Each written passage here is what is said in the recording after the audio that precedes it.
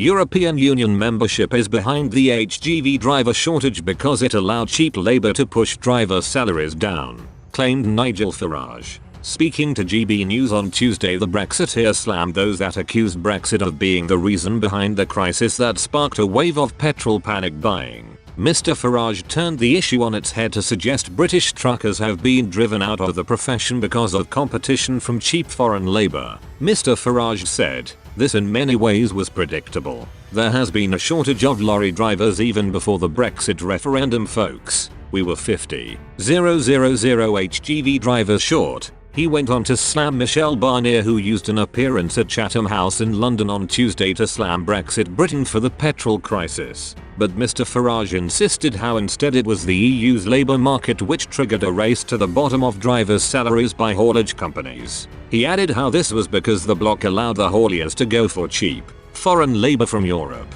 Mr. Farage said, "As a result, poor standards within the profession have led to the industry being in a total mess." The GB News presenter noted how this pay plunge drove drivers' salaries down to a measly £11 an hour as he stressed how bad the situation has got. He slammed, £11 an hour for a job which gives you a huge degree of responsibility. For a job that often means sleeping in cabs, laybys, in service stations, often in some pretty unsafe places. Not surprising that many people have opted just not to stay. The presenter went on to claim how despite the chaos, wages are starting to go up and hopefully people are attracted back into the profession, but warned how a major factor sparking the chaos has been the continued strikes within the DVLA, which have supercharged a backlog of HGV driving tests in Britain. Shortages of HGV drivers have caused supply chain issues, with garages forced to close down due to shortages of fuel. But the announcement of a shortage of HGV drivers sparked a panic buying frenzy from Britons as they stormed forecourts thinking petrol was running out.